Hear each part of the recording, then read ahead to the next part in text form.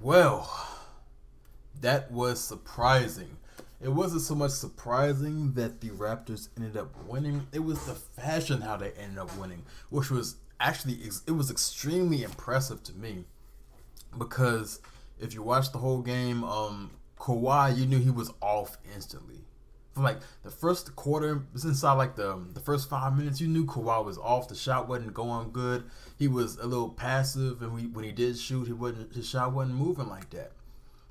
So you knew Kawhi was off. But three guys on the Raptors carried that team on different points, but three guys were the reason why that game turned out that way. First things first, Gasol. Gasol, when everything was going, I wouldn't say everything was going wrong, but when they needed a bucket, he was giving them energy. He was giving them points early on in the game. He pretty much dominated the first quarter and a half or so. And then I feel like the man that's not gonna get enough credit for this is Van Vliet, or however the hell you say his name. Where's he at right here? Where's he at? This dude, I'm a fan now. My man Fred Van Vliet. What did he end up with? He ended up with 15 points, but those were huge 15 points. I don't care what anyone says. He was the dog in this game.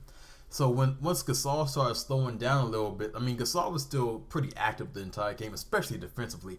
But once he started slowing down a little bit offensively, Van Vliet, he just picked that baton up from Gasol and started running with it. It was giving him good energy, good hard points, good. Like, he was just attacking the basket, making timely plays, played amazing on defense, in my opinion. He was still getting cooked a little bit by Curry, but he was giving Curry everything he could handle, in my opinion. Sort of like, what's his name, Dellavedova back in, like, what? The first year when, Kyrie went down with the Cavs. He kind of played like a little bit of a deadly game, got all up into Curry, made Curry work for everything. Curry had a very good game scoring. Let's see how many he scored.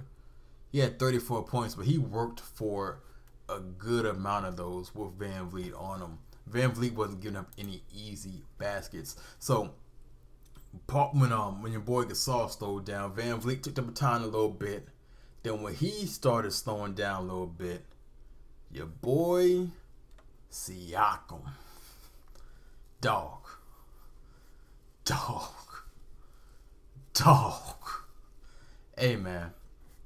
Draymond Green. You gonna have a problem. I don't even care if he doesn't play another game like he played like this. Siakam's gonna give you a problem. How tall is he? How tall is he? 6'9", so he's the same height for the most part. He's just as long, if not longer than he is a problem. He can't body you up, but bro, his energy, the way he moves around, the awkwardness, the way he attacks the basket, dog. He just caught fire. There were two different times where he caught fire, and like, he was just a constant. Just when Kawhi was his shot, Kawhi didn't start hitting any shots really to the fourth quarter. He was making everything pretty much off of off his field goals, in my opinion. I mean, off his free throws. That's how we got to 23 points. So he got 13 off of let me see. Yeah, he made 10 free throws. So 10 of his 23. So damn near half of his points came from the free throw line. So yeah, Kawhi wasn't really doing it like that. But you had Gasol step up first. Then you had Van Vliet take that little 100-meter dash, carry the team for a little bit of time. Then pass that baton over to Siakam.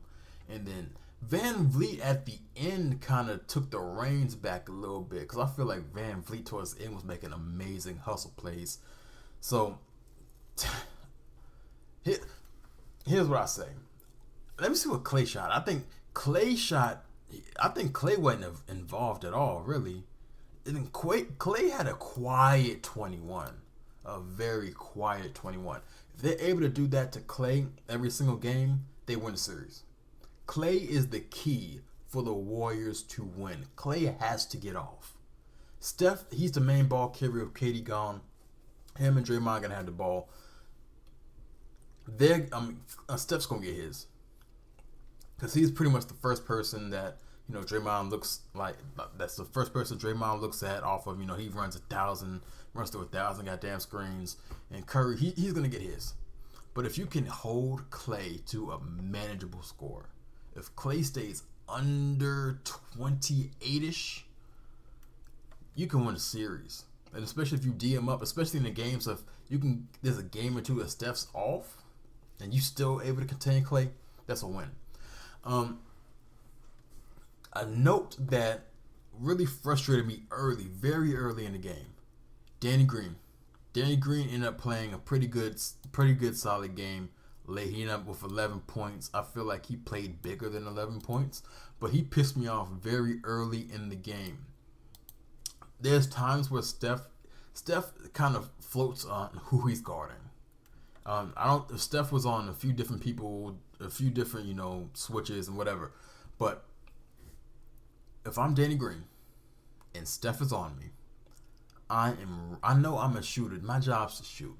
But I'm running my happy ass to the paint. As soon as I see Steph Curry is on me. I have 3 inches on Steph Curry. I have a longer wingspan than Steph Curry. I'm just an overall bigger person than Steph Curry. There was the play that pissed me off early. He literally had the ball against Steph. 1v1. There was no help defense coming. No one could possibly get there in time. He is like where the circle is. He passes back out to the perimeter? Come on, bro. You gotta go out with that. You gotta make Steph play some defense. Maybe you get him in foul trouble off of some stupid fouls like that. It could be an easy bucket, or even if you miss a shot, it's a good shot attempt. You gotta get that. Everyone that sees Curry, I don't think Curry can actually guard anyone except for Lowry. Anyone that he was switched on Siakam a couple of times. Siakam, there was a few times he passed off too, but a few times he attacked as well. So I'm not really mad at him. But Curry on these switches gets put on all kinds of people. I'm attacking Curry in game 2 because I don't think the same game plan from game 1 is gonna make it to game 2. Hopefully Kawhi shoots better, but I honestly can't. I don't see Siakam. He's gonna be a problem for Draymond Green the entire series, but I don't see him scoring anything over 25 for the rest of the series. That's just me being honest. He got hot 2 different times. You can't plan that. Marc Gasol, I feel like he's gonna have the ability to, because he scored 20 points. He has the ability to get 17 to 20 every single game based off his matchup. And he had 10 rebounds? Well, how many rebounds? I'm not usually on NBA.com. 7 defensive. Okay, 7 total rebounds. So Gasol, yeah, he can get 17 and 7, 20 and 7. He's gonna pretty much be able to duplicate his stats every single game throughout the series. Siakam, I'm not so sure. Hopefully Kawhi shoots better because he has some. They was playing great defense on him early, but towards like the third quarter, especially in the third quarter and in the fourth, he was just missing shots.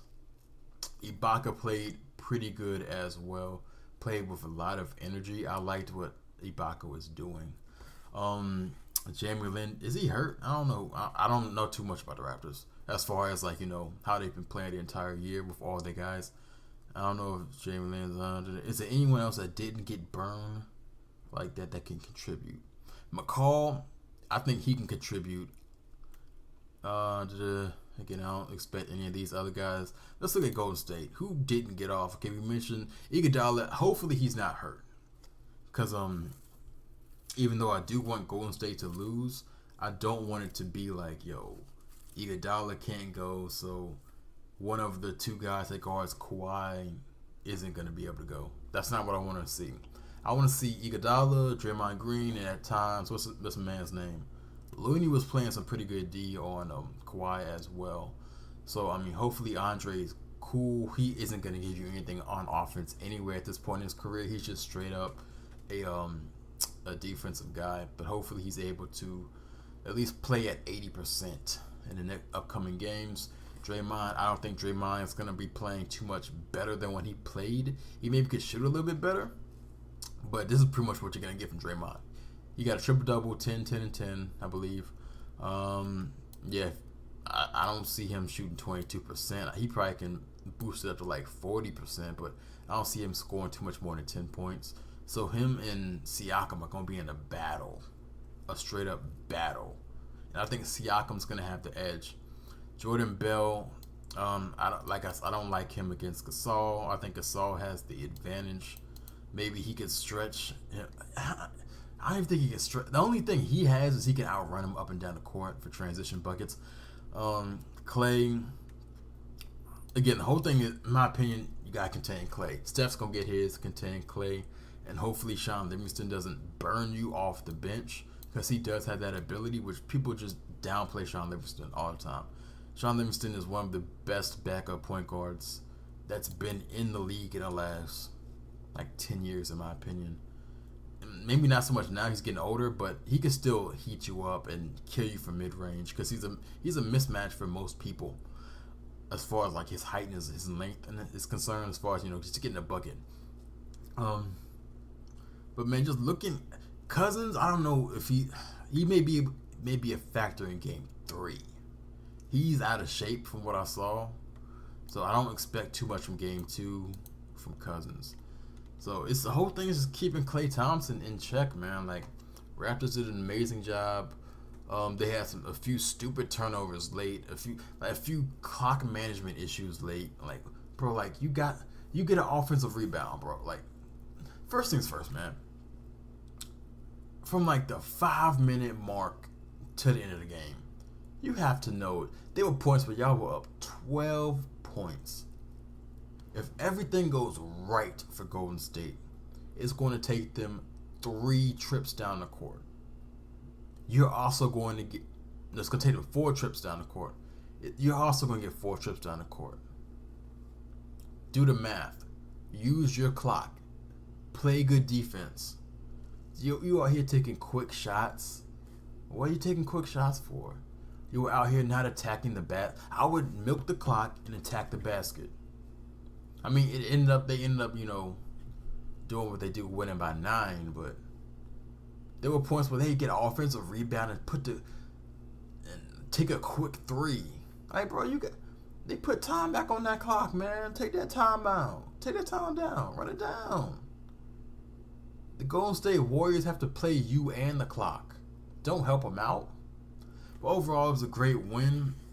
Golden State, I feel like their championship pedigree, especially from Clay, it will rear its head at some point.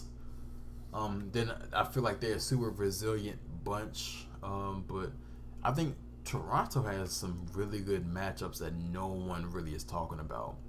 Because really, if you're looking at the matchup, they're going to lose point guard. They're going to lose a shooting guard. But the 3, the 4, and the 5, they can all win those. They can win the bench as well with Ibaka and Van Vliet. So, I mean, yeah, man. We're going to see what Golden State and what Toronto really got in their tank. We're going to see what they made of.